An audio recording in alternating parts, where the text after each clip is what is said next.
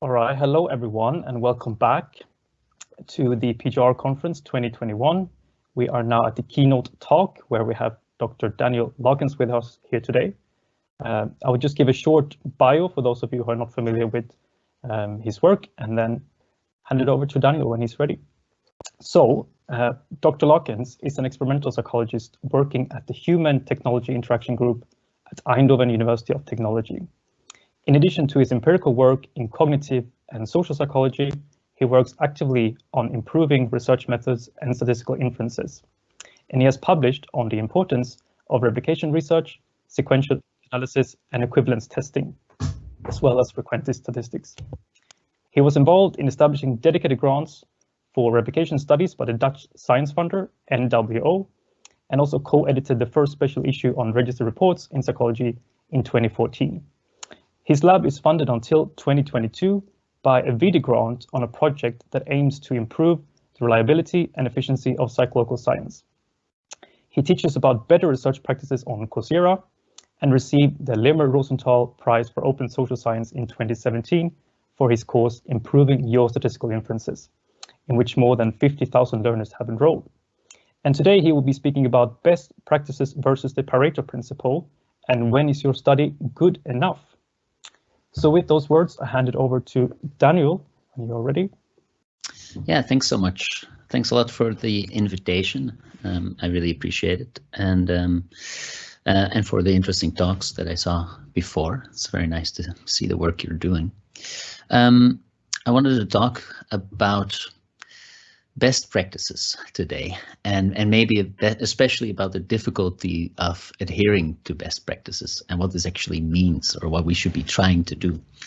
I remember when my PhD students started on this grant that was just mentioned a couple of years ago, and one of them, Peter Isager, talked about the things he wanted to learn over the next 4 years, which is the duration of a PhD at our university.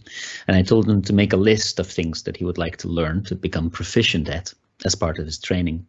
And he came back a week later, and then I asked, so how long do you think you'll need to become proficient at the things you've listed? And he came up with a number of months that would take longer than the PhD trajectory of 4 years itself. So this is, I think, a bit of a challenge that we have to figure out what to do with. So I'd like to reflect on this a little bit with you and talk about it. Maybe share some of my experience and listen to your ideas about this. Because I think in some ways the expectations can be quite high to be a scientist. If you want to become a scientist and do a good job, there are definitely some people who believe that we should hold ourselves to extremely high standards. The highest of these standards, I guess, are actually mentioned in one of the first books on how we should do empirical science itself by Bacon in 1620. And I just want to read this quote just to sort of see what the extreme view is of what scientists are supposed to do and how we're supposed to work. So he writes here, lastly, I would address one general admonition to all, that they consider what are the true ends of knowledge and that they seek it not either for pleasure of the mind, so you shouldn't really just enjoy the research that you're doing, that's not good enough, or for contention, that makes you feel happy, or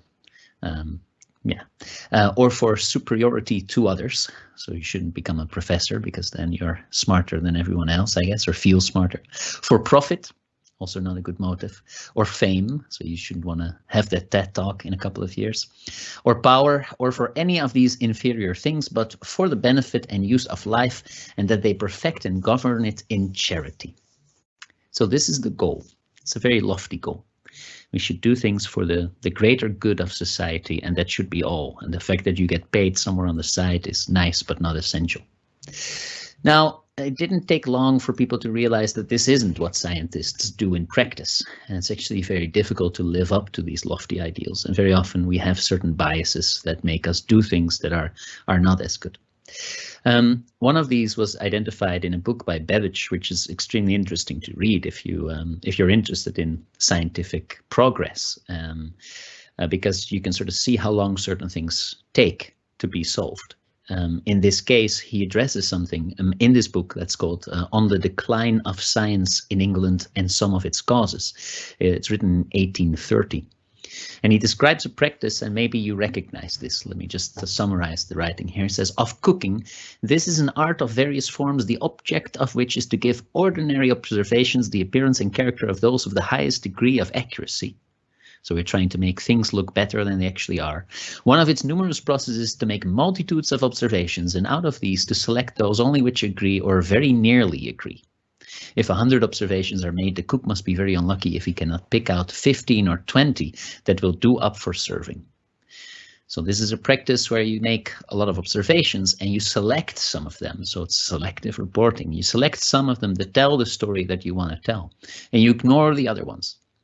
So these sources of bias, they occur for all sorts of reasons. And I guess as scientists, our challenge is to figure out how to resist these sources of bias and to do what is the best thing that we can do. People have thought about how we can describe what these good practices are. This is a summary by Merton from 1942. It's just a list of some things he thought were important. It's not based on empirical insights or any logical analysis, but he just mentions some things he thinks are important or widely shared among scientists as norms. And these are also difficult to adhere to. So the first is a universalism. So universalism means that we accept or reject claims just based on their evidential value, basically, and nothing else. Not because we want them to be true or not for any sort of other motives that we have. Another aspect of universalism is so everybody can basically check what we do, and also that science should be equally accessible for anybody who wants to become a scientist. They should have a way to become a scientist. Second is communism. Later, this was referred to in different words after communism got a bit of a bad reputation, but I guess as a word, it's still fine for me. This describes the substantive findings of science are a product of science collaboration and are assigned to the community. So whatever you do as a scientist should be shared by anyone or with anyone, basically. And he describes how secrecy is the antithesis of this norm. Full and open communication, its enactment. This is difficult, I think. Depends a little bit on what you're comfortable with. We were working on a project. We are working on a project with some people in different countries across the world. And one of the people in our collaboration wanted to present what we had been thinking about to their lab. It's just a lab meeting. And he asked, is this fine if I present this at the lab? And somebody else said, well, you know, I've been taught that you shouldn't share your ideas before you've written them up with other people because, you know, they might take a run with them and use them yourself. So we had an interesting discussion about this, but I think people struggle with level of secrecy. Third is disinterestedness. So as a scientist, you should be uninterested in any sort of forms of self-aggrandizement. You know, you're not in it for any other goal than just for the truth. I guess that's what this boils down to. And the last is organized skepticism. So scientists do not preserve the cleavage between the sacred and the profane. It's a very nice way to talk about this. We treat everything equally with a critical attitude, whether it's so there's nothing holy or nothing that we can't touch upon. Anything should be approached with a critical mindset, regardless of the society you live in, which can also be a tricky thing to do, of course. What's interesting is that if we ask people how much they ascribe to these norms, then this is work by Anderson and colleagues from 2007 based on qualitative research. It's a very interesting study. They say that they show that most people, and here they distinguish the black and the gray bars, they're all more or less the same, mid-career researcher or early career researchers, so these already agree on these norms more or less. Subscription is very high, so everybody agrees that, yeah, we should do these kind of things like Merton talks about. They actually, in other work, sort of update these norms. I mean, it's not a fixed list of 4. They also update and add some other norms, but okay. Then they ask, how much are you doing this yourself? How much are these norms reflected in your own behavior? And there they see a small drop, right? In their own behavior, people don't really do this as much as they should, and they accept this, they admit that this is the case. And then there's another interesting bar that's what do other people in your environment do? And then we see a big drop. So everybody thinks that their colleagues are doing these things much worse than they are doing themselves. Even though they are not perfect, they are still a lot better than most of their colleagues, apparently. So it's difficult to adhere to these norms, to do these best practices, and that makes sense. And I think it's important to admit this and to talk about this, because very often we do pretend that we live in this perfect world that's sketched by Bacon, that we're all, devoid of any biases or interests, that they don't guide us so much. Which is why I think it's interesting if we take certain of these biases, or let's say conflicts of interest, I guess, between the objective perfect truth, as Bacon wants it, and let's say the more sloppy processes that Babbage complained about. If we take these seriously, I very much like this declaration of interests that's written by Stephen Sen. So I have the link here, and Stephen Sen is now a retired statistician. I guess there might be some other people who have written these honest conflict of interests, but I don't see them that often, so I like this example. And he writes here in his conflicts of interest, he says, first, interest as a scientist, he has a whole list, all sorts of other things that could influence the way that he works. But interest as a scientist, he writes, I am a scientist and also worked as an academic for a total more than 25 years, and my career is furthered by publishing, period. Controversial topics often attract greater publicity, and this should always be borne in mind. Before my retirement, my performance contract required that I publish in high-impact journals. I think this is an interesting statement, right? It's pretty honest, but people very often don't explicitly say, well, what are you trying to do? I'm trying to get published in high-impact journals because that furthers my career, or maybe even my payment in some cases. Whereas this is often true. Maybe not always, actually, but it's often true.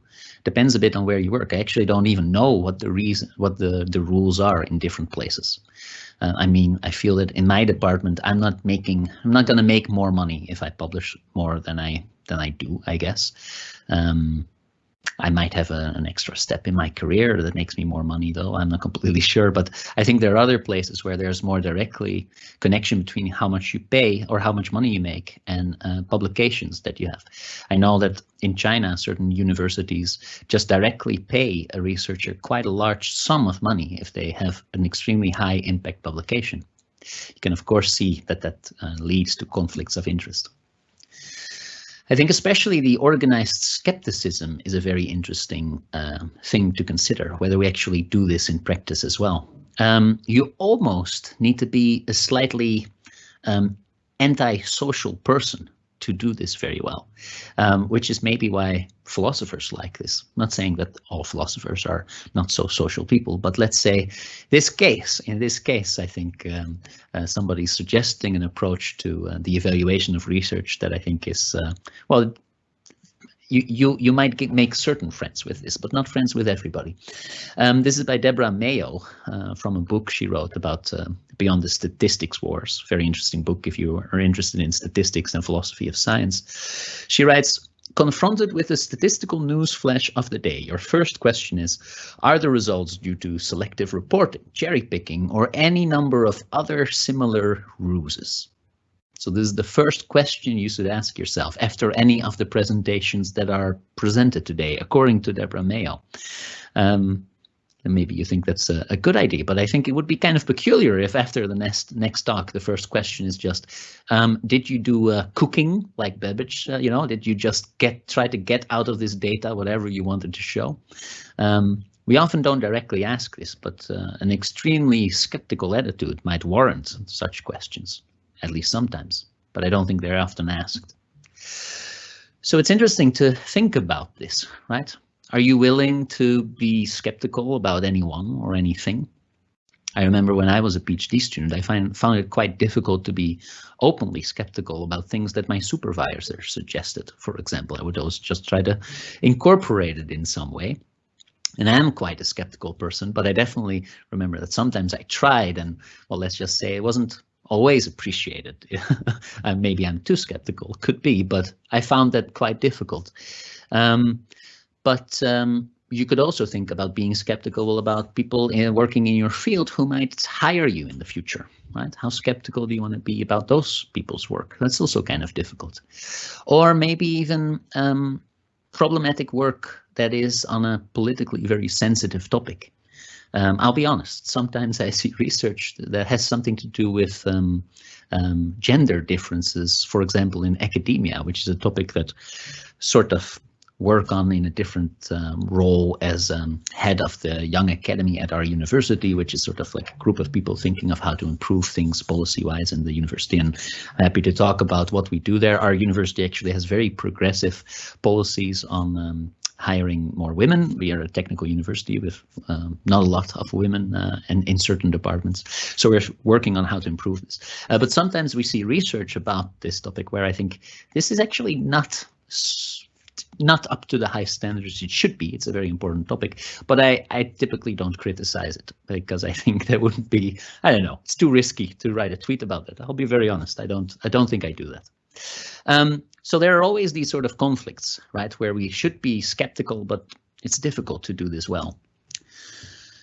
Then there are other things about our own work where we should be a bit harsher, maybe, to ourselves. And I think one of these topics where we should be more critical of our own behavior, right? Reflecting on our behavior. Publication bias is one of these things that, to be honest, I find quite problematic. Maybe I can briefly explain why, but publication bias is basically any reason why what is represented in the scientific literature is not completely representative of the set of studies that were done. Very often, of course, the reason that there is a mismatch is because we prefer to publish things that confirm our predictions. Earlier this year, we had a paper that appeared where we analyzed the number of predictions in normal reports in psychology, so normal studies in psychology, and we just counted how often people confirmed their prediction in these studies. And the number was, I think, from memory, 96%. So 96% of, I think, 150 studies that we evaluated, 96% of these studies confirmed their prediction, which in the past, I mean, this is a known pattern. And in the past, this already led some people to say, well, why bother doing the research then? If we have such a perfect prediction rate, if everything that we publish actually supports our predictions, then maybe we can just skip data collection and say, look, we had a good idea. And we know that 96% of the things that we come up with work out as we predicted. So why collect the data? However, we also looked in that same paper at the success rate in registered reports in psychology. And in registered reports, people first have to say, this is the analysis that I'm going to do, and they have to, at least so far, they publish the results regardless of the p-value, regardless of whether it was statistically significant or not. And in the registered report studies, the success rate is only 46%. So it's much lower, and there you actually see a much more, I think, much more realistic pattern in the results that we publish, where we have much more null results, which is just what's supposed to happen. 96% is actually really ridiculously high, right? Because it's very often higher than the statistical power. Even if we were completely right, every study idea that you have is correct. Your predictions are all correct. There's always a true effect. And you design good studies, you wouldn't even have 96% power. The success rate is higher than the statistical power in our studies. It should be lower even if we were always correct. So anyway, that's I think a peculiar situation that we accept this, right? As scientists, we know that this is impossible, and yet we don't seem to be so upset about this. If you ask people, many people admit that they selectively report results. So that's a thing that we apparently, in current norms, accept from each other. Whereas if you ask what the general public thinks about this, you get a very different answer. And I would highly recommend doing this in practice, because I think we sometimes get a bit acculturated into a scientific system where we look around and we think, okay, apparently this is all okay, it's fine. Sometimes it's good to talk to normal people in the real world who don't work in academia. And a study that did this by Pickett and Roche from 2017 asked, what do you think of researchers who selectively report results that work? And in this survey, approximately 50% or a little bit more than 50% of the people in the study said, I think it's a very good idea if researchers who do this selective reporting of only what works, if they are fired. Now, I think that's also quite an extreme thing to do. We maybe don't necessarily need to fire all these people who admitted that they selectively reported, although it would be great for your chances of getting a job in the next couple of years, because there will be a lot of job openings. So I'm not saying that we should follow this, but what is important is this difference in what we believe is okay. And I really would recommend talking to people who are not in academia about this topic and ask them what they think about these things.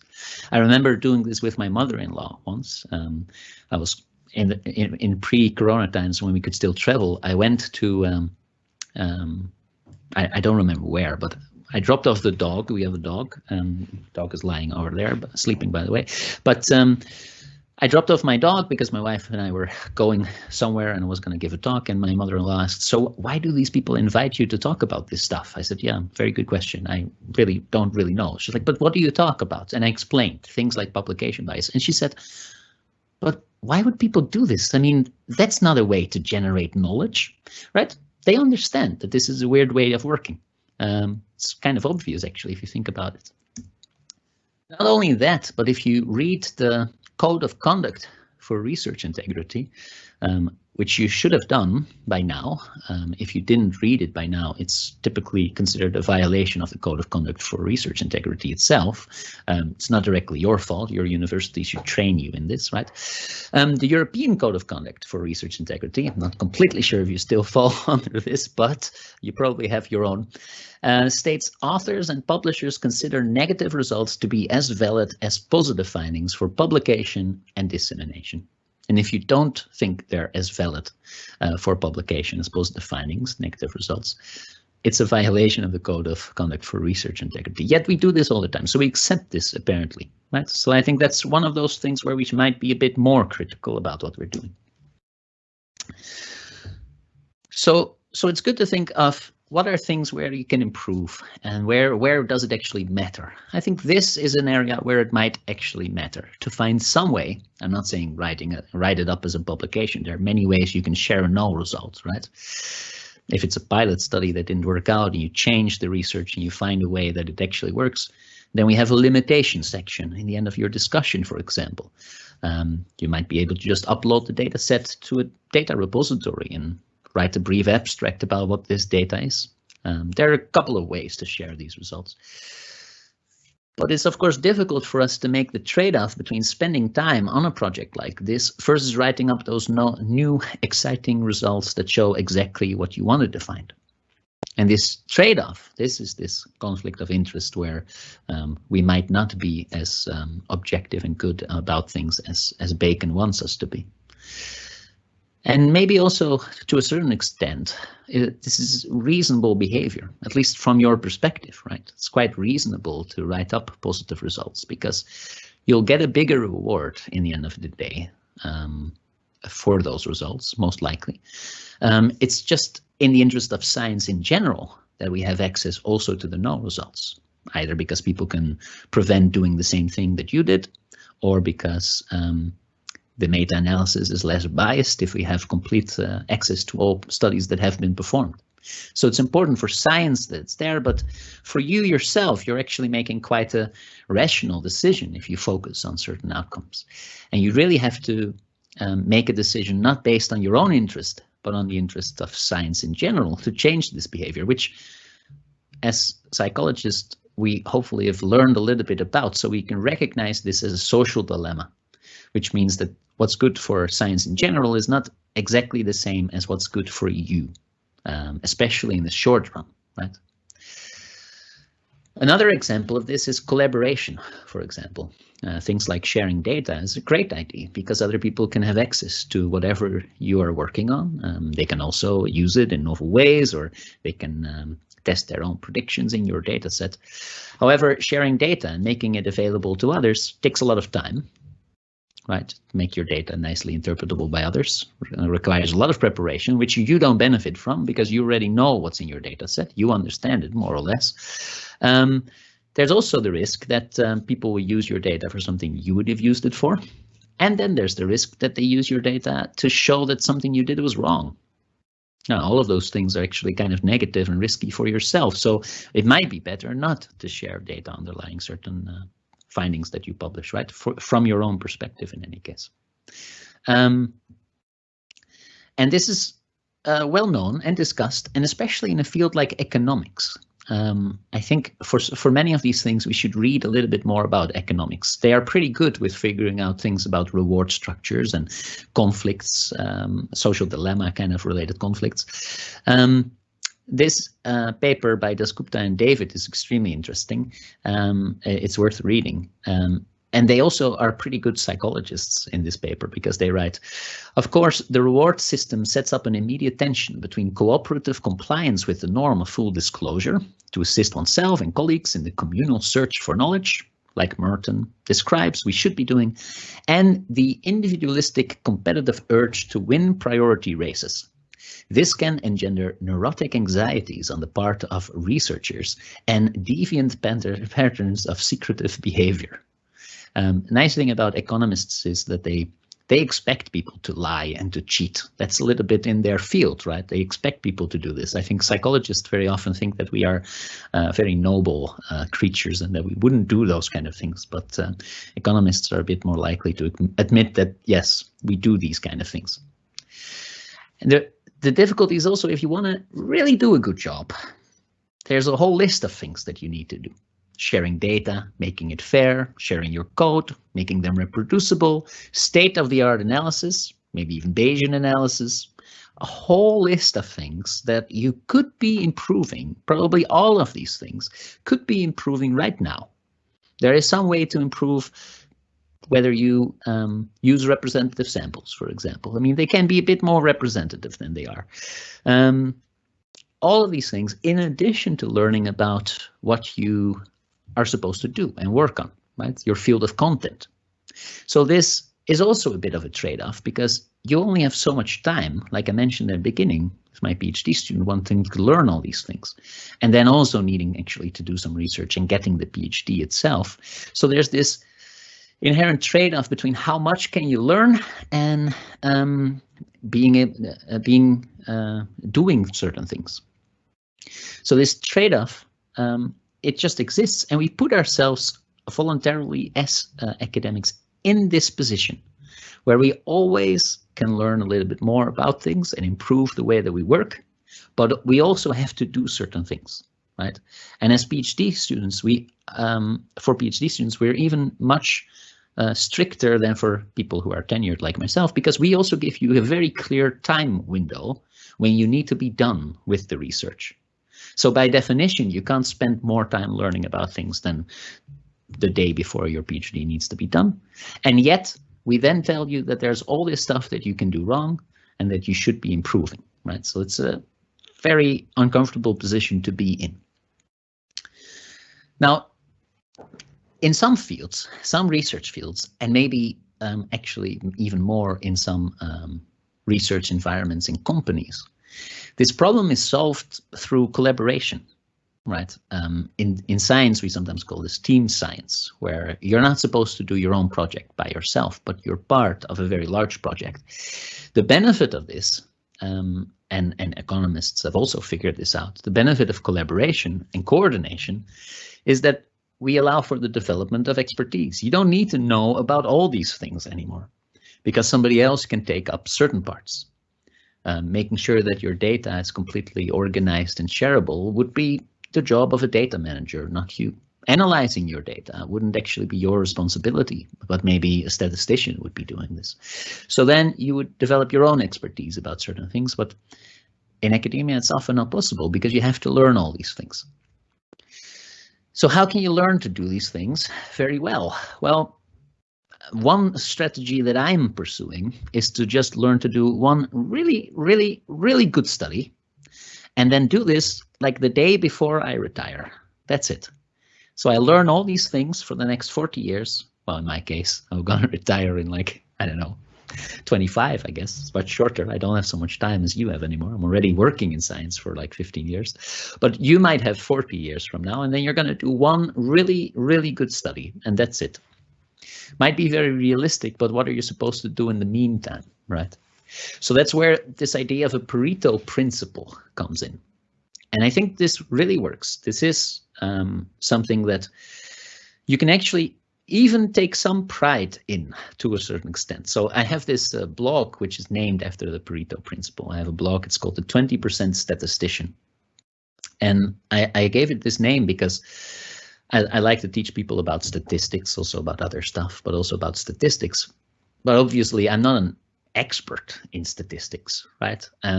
Many of the things that I talk about are actually not that difficult per se. They're mainly things that are useful to be taught, but for some reason they're not part of the curriculum. But then if you learn about them, you're like, okay, this isn't so difficult, I can do this. And it improves a lot of the stuff that you're working on. For example, equivalence testing, something that is becoming increasingly popular. I wrote a couple of papers about this maybe 3-4 years ago. Basically a reversed t-test, not testing against 0, but testing against the smallest effect that might matter, which allows you to support the null hypothesis, not just reject it like a null hypothesis significance test, but the opposite thing. It's pretty straightforward, but I think it's one of those things that if you learn about it, it really changes quite dramatically how you look at results and how you draw statistical inferences. So I remember one day we were going to teach a workshop on statistics, and I was invited to be one of the teachers, and there were 2 real statisticians, and we discussed a couple of topics, and I said, you know, you should let me talk to psychologists about this thing, because even though I don't know that much about it, I do know sort of how to do it in real life and in practice. And these 2 statisticians said, yeah, but together we have like 30 years of experience and you have, I don't know, like a couple of years of experience. And they were kind of insulted by just the idea that I could teach these people something useful just based on some practical experience in the research field itself. But I think this is exactly the right thing, right? So sometimes you don't need a lot of depth to knowledge. You need this content expertise, and you need to know just a little bit to improve the way that you're working. And that can, especially within a field, lead to quite dramatic improvements. So this 20% rule, where you learn 20% of the stuff, according to the Pareto principle, this then gets you 80% of the way. That is the Pareto principle. I mean, it is just a metaphor, I think, right? There are a couple of cases where this happens to be true. But it's more like a sort of way of thinking about things. But it's often true with any sort of power law, for example, that the initial gain gives you a lot of the advantages.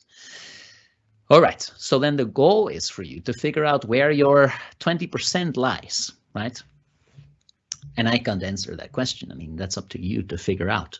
But this is a way to go beyond sort of feeling stifled by the huge amount of stuff that you need to learn about and think, okay, so what would really matter to improve the way that I'm working now?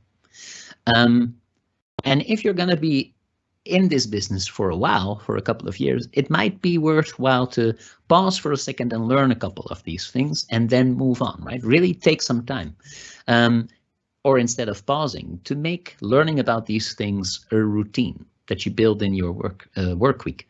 I had one colleague who's retired by now who spent the first hour of every day. He had the first hour of every day blocked, unless he was teaching, but otherwise he had the first hour of every day blocked. And he would always learn something he wanted to learn in this first hour of every day.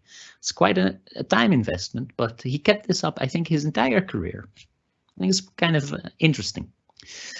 All right, so I don't know what your 20% is, but think about it and try to see where it lies. This is a tricky thing, by the way, because you really need to think what would really be valuable for my research. You shouldn't look around and see what are other people debating, what are hip and happening things that I might need to learn something about.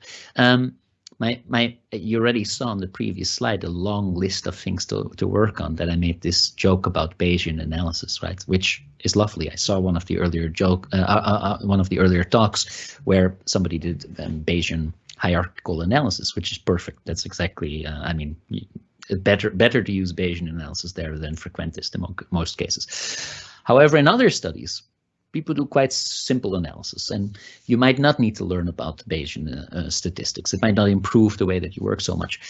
But many people are tempted to learn about this topic because other people are fighting about this. And then they think, hey, that might be something I need to learn something about. But that's not a good reason to pick your 20%. It's not because other people are creating some sort of drama around something. You need to take a look at, okay, what will improve the way that I work the best? So for me, of course, you have to have content knowledge. So that goes beyond saying, right? You have to learn stuff about your field in any case. Some other things that were very useful for me was learning a little bit more about statistics. I realized very early on, after completing my PhD, when we actually started working on the reproducibility project in psychology, where I had to do a replication of someone else's work. And I thought, well, now I have to do a really, really good study, really best practices state of the art, because if I fail to replicate this and it's my fault, that would be pretty problematic. Then I realized my knowledge wasn't up to speed to design a good study. Right, so that was important for me to learn more about. Not just treat it as a thing that you do on the end, but really think more carefully about what your inferential goals are in the study. I learned R also way after my PhD. Probably one of the most useful things that I've done, because after learning something like R, it's actually a smaller step to write computationally reproducible manuscripts, which we now also do, which I think is a much higher bar, but this is, you know, a good starting point, learning R. If you don't know how to program, it's probably a worthwhile investment, I guess, in general. For me personally, I also liked a lot to learn about philosophy of science. I know that's a very boring topic, maybe actually not a boring topic. I think it's a topic that everybody somewhere wants to learn more about, but they never do it. So anytime somebody on Twitter says, hey, here's my reading list for the things like philosophy of science books, then it's always extremely popular, but it stays extremely popular because I think nobody actually does it. But for me, it really grounded a lot of the stuff that I was doing. So it made me feel a little bit more secure about what my goals were and whether things made sense or not, and which things I just did because it was a choice, which things were norms, which things I could defend, which I can't defend. Anyway, I think that's interesting, but might differ for you. And lastly, because I'm an experimental psychologist, experimental design, like learning how to design informative studies, was a big deal for me. There's a lot of stuff not on this. Also means that I'm still bad at a lot of stuff that I learned nothing about, even though I do them sometimes. Maybe not so often, but I do them sometimes. So for you, you should think about what leads to the biggest gain, and start by accepting that your resources are limited, right? There's only so much you can do. That's just the realistic case. We don't talk about that so often, but I think it's very important to understand that there's very clear limits in what we can know. Weirdly enough, we create academia often in a way that you're supposed to sound really smart all the time, or at least people feel the need to sound really smart all the time. Whereas in my experience, most people are pretty clueless most of the time. At least I am pretty clueless about things most of the time, right? Being smart is really difficult. There are some things now, after 15 years, that I know a little bit about, but that's also very limited, right? So I'm pretty incompetent about a lot of things, even things that I do, like I do research on questionnaire design, and I know almost nothing about questionnaire design, to be honest. I feel pretty much at the same level as when I was a master's student. Maybe I should spend some more time on it. There's probably going to come somebody that's going to come along and say, well, this was a crappy designed questionnaire. But anyway, I mean, there's always stuff that you still have to do, but didn't get around to learn more about. And academics are always interested in this topic of imposter syndrome, which might be true, that you feel that you're not as competent as you are. I mean, that can be really a thing. In my case, I'm pretty sure that I don't have imposter syndrome, but I try to have a pretty realistic self-evaluation of what I know something about and what I'm clueless about, and then be honest about what I am clueless about. Because I think that's just how things work, right? There's too much to learn in too little time, so there's a lot of stuff where you don't know a lot about, which is fine. So don't expect to be perfect. I know that's kind of trivial, but be realistic about the things you can learn and how far you can get. There's just strong limitations. But again, learning a little bit about something can actually get you quite far, right? That is often true. The Pareto principle in that sense works, or power laws in general work. And it's also a very motivating and rewarding thing to do this. I remember the first couple of times when I started to look into things about statistics that had always puzzled me. I always thought, why is this? I know about this thing. People have been talking about this thing, but what is it? And then investing some time and at least getting some basic understanding of what this is about, that already is very rewarding and helps, I think. Another thing that's important to admit is that that we should expect to do things wrong. It's something that we also don't really admit, and we can hide very often, but we won't be able to do this as much in the future. As science is opening up and you're sharing your code and your data, somebody else might come along and take a look at what you've done and find mistakes. This happens in my work. I make R packages, which honestly is about the most stressful thing that I do in my life, because these are things that I create, code I create, and then I put it on the internet, and then other people start to use it, and sometimes a lot of other people start to use it, and then sometimes there's a mistake, a bug in the code, and whenever this happens, my heart almost breaks. I mean, I feel so really I choke up when somebody sends an email like, hey, I looked at your stuff and I don't know, but I think there's a mistake here. I should also say that, I mean, at a certain moment you get a lot of emails. Probably 95% of these emails are just people making a mistake using the software. You get scared like hell every time somebody sends you an email like this. And 5% of the time or something, there is a real mistake and you need to fix it, right? It is kind of a nice experience to go through, though. Yeah, not very pleasurable, but it's an interesting thing to go through, because all of a sudden you work in software development. Now, I'm not trained as a software developer at all. I do it. I try my best, at least. But this is an extremely transparent process, right? You can go to the GitHub page of a package I make, and then I have to write version 3.4. We corrected the bug. I made a mistake, and it's now fixed, hopefully, right? Yeah, very transparent about this. We don't do this for our scientific papers. We never have to correct our scientific papers. For some weird reason, we keep them in the same format, even if there are mistakes, even if you wish you could go back in and make a change. We don't allow this. There are good reasons to have a stable record. But one of the downsides is it looks like there are no mistakes. But of course, there must be a lot of mistakes everywhere. Anyway, so that's also important, right?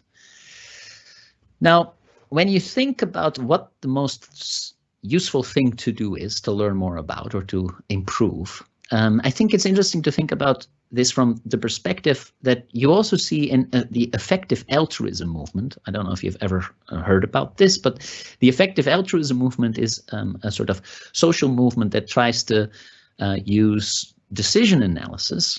So it collects information and then it tries to say, okay, what is the most optimal way to achieve certain goals that we have here? So how, given strong resources, can we decide what the best thing to do is to, help other people, or help the most other people, or alleviate suffering as much as possible? And this is an interesting approach to consider also when you think about science, I think. You can think of what is, given the resource limitations that you have, what is now the most effective way to improve the way that you work, or maybe even bigger, to generate scientific knowledge, right? But unless you're managing a large group of people, that might mean what is for you the most efficient way to improve the way that you work. And it's interesting to think about this in terms of what are your objectives? What are you trying to do? Where is it likely that there are some limitations, and where could you learn more about?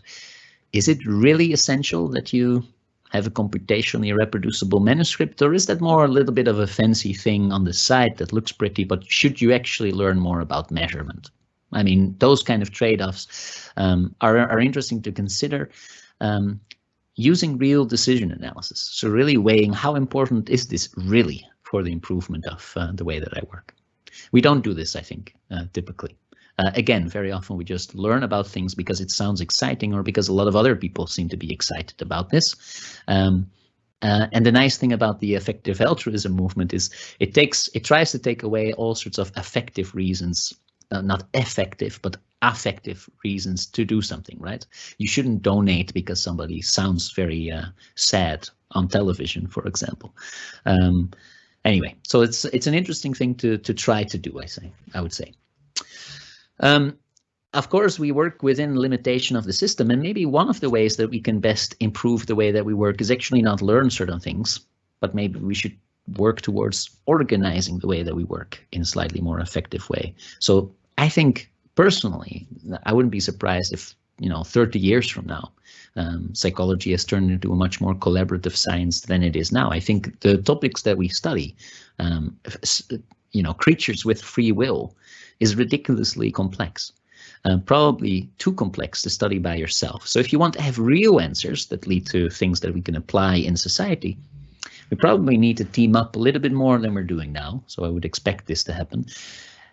And that's not the current system we're in, but it could be, or you could work towards this, of course, right? Some people that I know, early career researchers, are trying this by doing collaborative research projects. I think, honestly, that is a very exciting development, where they get experts in their field together and collectively try to figure something out.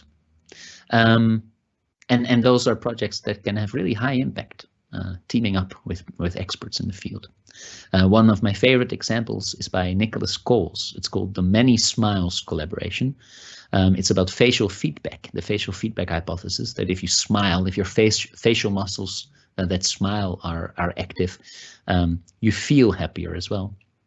There are proponents, there are people who disagree with this, and he got everybody together and didn't just do replications, but said, what would be the best test of this hypothesis? And they worked together, and he's a PhD student, and he worked together with people who are the experts, the world experts in this field. So it was an interesting project. All right. What's also interesting, I think, from this effective altruism movement is that they sort of accept the fact that we're not all going to quit our jobs and go live somewhere in a country where people are really poor and become doctors there, because we couldn't keep that up.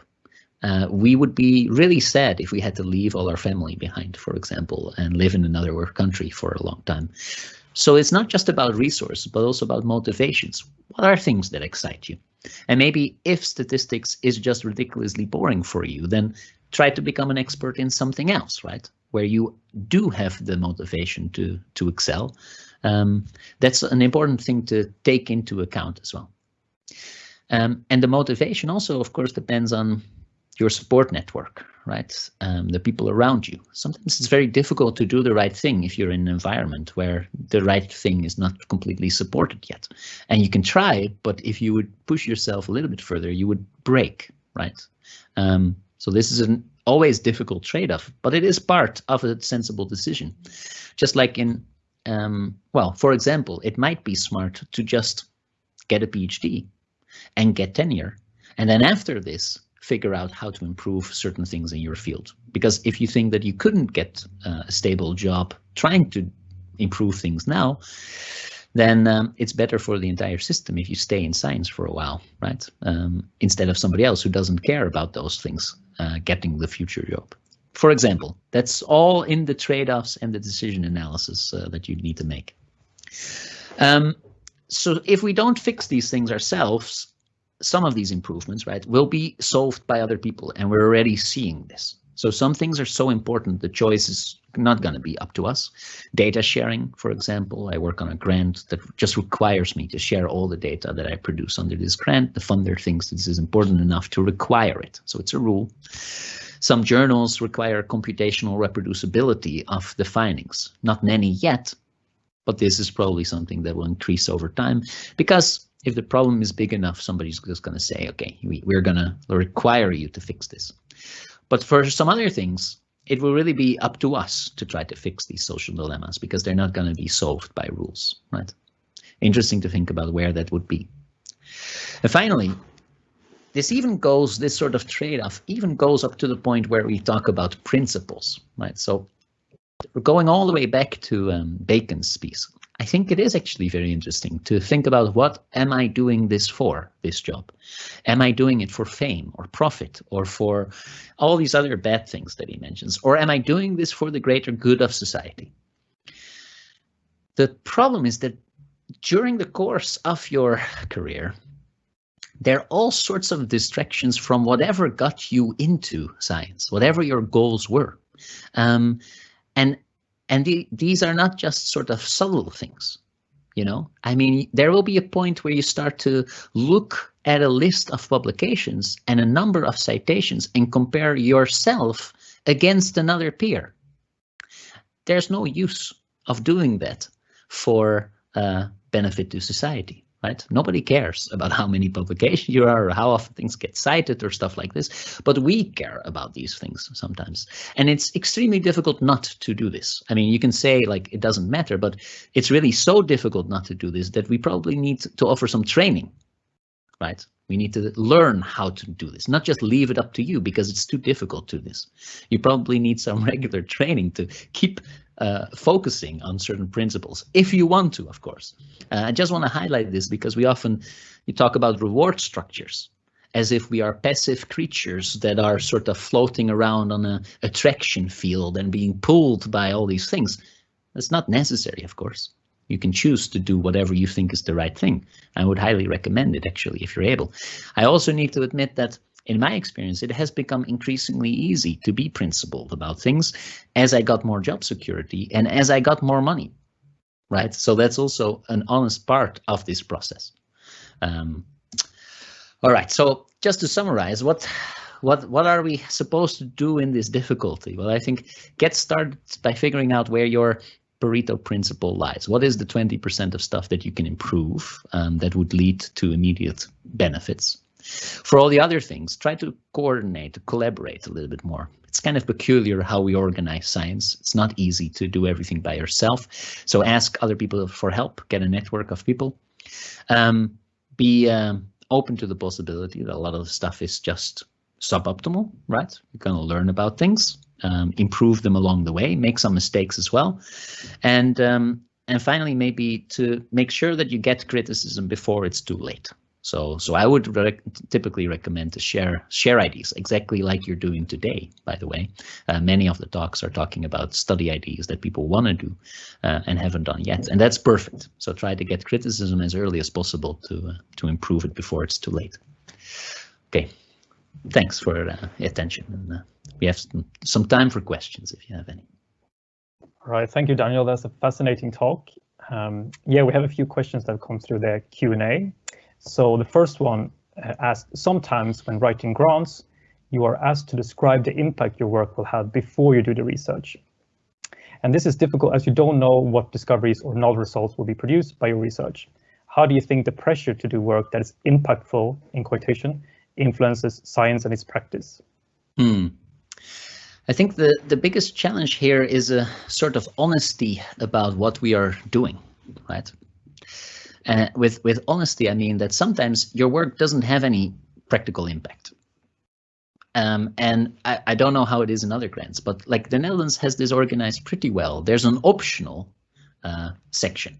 If your work has practical impact, they would definitely appreciate hearing what it is, and you know it might be beneficial, but you can skip it. And sometimes it's good to skip it, if otherwise you're gonna just be a bit too much, let's say, you know, just making stuff up that hopefully sound good. Like, you know, this is going to solve big problems in the world. And if it's too far removed from what you're doing, then yeah, that's a problem. At the same time, I do think there is a reason why people are trying to push these sort of impact statements. And there is some value in reflecting on what you are currently doing and whether we can actually have a bit more applied impact on the world sometimes. It's not necessary. There's a certain trade-off between highly theoretical work and highly applied work. But if I listen to, again, some of the earlier talks about, for example, security in terms of computer use, or you know, the talk about people understanding what they are reading and being aware of whether they understand it or not, those are important things that as psychologists we can contribute to a lot. So a little bit of a reminder that there's somebody out there is a good thing, but some honesty about what you're producing in the end is important. Yeah, great. We have another question here who says, lovely talk. So how do we change the institutional reward structures to reward all the good values / practices? Do you have any thoughts about this? That's it. Yeah. Well, my thoughts are, after thinking about this stuff for like a decade or so, that it's actually really, really difficult. It's so easy to say, like, we should be doing this and we should be doing this, and that will all be fine and everything will magically become perfect, right? But it is very difficult. And I think what we should be stimulating, I think, is for people to make a cost-benefit analysis and think, what is actually the value of doing certain things and where are they valuable, and then doing them. So data sharing is a good example, right? If nobody would reuse our data, how much time are we really supposed to invest in making everything perfect? And then I mean, not the 20%, right? Because the 20%, I think, okay, there's a lower limit, but how much further are we supposed to push certain things? And figuring out where that trade-off lies is a bit of an empirical question. So we have to just take a look at which of these things are important. Now, beyond this, how do we change reward structures? I have a bit of a fear that if we don't change things ourselves by just raising our own standards, somebody's going to come along and do it for us. For example, my department didn't have an ethical review board for many years. We're a technical university. There isn't so much. There is enough, by the way, but you know, it's not central to have a lot of human research. I mean, again, there are dozens of applications to the ethical review board every week, so it's not like it wasn't done. But anyway, it wasn't central. And then 6 years ago, we thought, we probably want to introduce this ourselves, because if we don't, the university is going to introduce it for us, right? And we created our own ethical review board in our department. And then indeed, 4 years later, the university was like, hey, I think we need an ethical review board. And we're like, well, look, we worked out some rules that seem to work for us. How about these become the rules? And they did this. And I think many things work like this. So being a bit proactive is a good idea. Yeah, great. We have a question from Tom Beasley. Thank you for a very interesting talk. I'm interested in what you think universities can change, particularly with their hiring policies, to try and incentivize these good practices in early career academics. Or do you think the change needs to happen at the grant funders and publishers? Yeah. So it depends a bit on whether you're a carrot or a stick person. And often for certain things, I'm a bit of a stick person. I'm quite optimistic about things in our field, and and about young people in general trying to do work in a better way. But like after this talk, I'm gonna go upstairs and clean my clothing closet, which my wife told me yesterday evening I am gonna do today or else, because it's been bothering her for the last 3 weeks and I've been saying I'm gonna do it. Sometimes somebody else needs to put an ultimatum out and then you're finally gonna do it, right? That works in my relationship like this. And with funders, we have a similar situation where somebody just has to say, okay, now I've had it with your lack of data sharing. You're now gonna do this. And then actually when somebody else says this, like my wife, I think, she's right. I mean, what am I doing? I should have been doing this. I should have done this 3 weeks ago. So very often, I think the funders are actually in an excellent position to make these kind of decisions, because in a social dilemma, they resolve it by being above the dilemma. They don't have stakes. They can have a good sort of objective analysis. At the same time, I think universities should play a big role. In the Netherlands, there's a big rewards and recognition discussion. I think in the UK, people are talking about the ref and how that should change, right? That's, of course, an important one. And at that level, there's a lot of room for improvement. For example, diversity in what is rewarded is a big thing. If we want expertise generation, we need roles for expert data managers, statisticians. Like your department, probably just like mine, doesn't have a statistician, even though we would benefit from one, or a person who basically just specializes in this. So I think universities could especially have more diverse reward structures and career paths for people for these specific roles. that would be a good improvement, I think. Fascinating. All right, so we have another comment here. First, thank you. Really thoughtful and useful talk. And there's definitely pressure to know it all, in quotations, in order to do it right, which can be overwhelming, not only for people learning to improve, but also as a distinct disincentive to any change at all. So here comes the question then. How is team science able to protect against poor scientific behavior? Members of the team could be in the dark about others' behavior. So how do we identify appropriate experts given our own lack of expertise and no metric for good previous practice?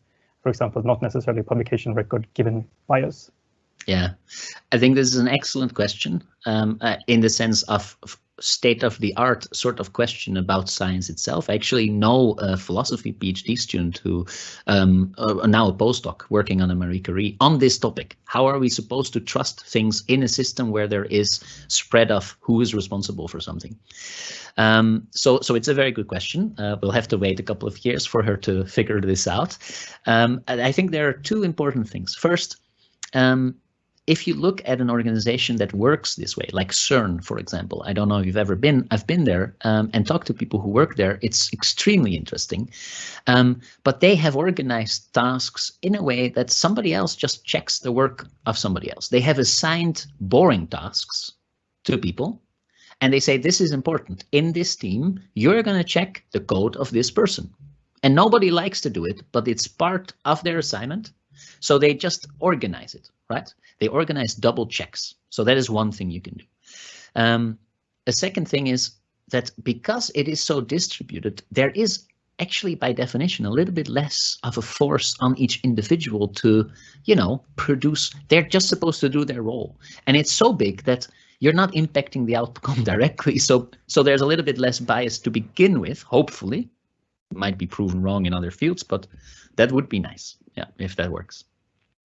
Yeah, great. All right, we have one last question here from May. So thank you again for the great talk. You mentioned sharing data as a possible practice, and also some topics are just way too complex. How do you see these can maybe change things? I just had to think of one thing of the previous question very quickly. So, for example, the reward structure at CERN is extremely peculiar from our perspective. So that was the last part, like, you don't get publication credits, for example. At CERN, the solution is actually everybody gets publications. So publications have become pretty much meaningless. One of the most prestigious things you can do at CERN is give a talk. Because there can just be one person on a stage giving a talk and not 5,000, but there are sometimes 5,000 co-authors. That's not the issue. So anyway, they have a way to also think about that. It's always difficult, by the way, always problematic.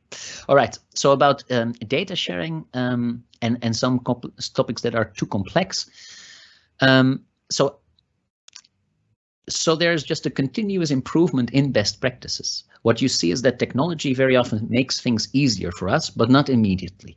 Right? And this is where your trade-off is. So there's a point where making analysis reproducible is actually possible now. There are a lot of manuals that give you best practices of how to do this up to a certain point. Now, the state of the art now is maybe learning tools like CodeOcean, where there's an online sort of Docker, as it's called, like an online operating system that will not change. You can go there, run our code, the data lives there. That is probably the most perfect solution, but also more difficult. But in 5 years or 10 years, that will be so easy to use and integrated with our ways of working that it becomes easier and easier. So one part of figuring out what to do is what is easy to do now, right? Some things are actually easy enough so that it becomes difficult to have an excuse not to do it, I think, in some cases. Yeah. Yeah, great. I think, folks, we're going to wrap it up there. But thank you again so much, Daniel, for your insightful and fascinating talk. On behalf of the conference committee and the PGR community at Lancaster, we thank you again very much for coming. Okay, thanks so much. Yeah, and feel free to stick around if you want to hear the other presentations as well. All right, folks, we're going to take a break and then we'll come back at 2:15 UK time with Rebecca, who will be talking about a meat reduction campaign. So, yep, see everyone very soon.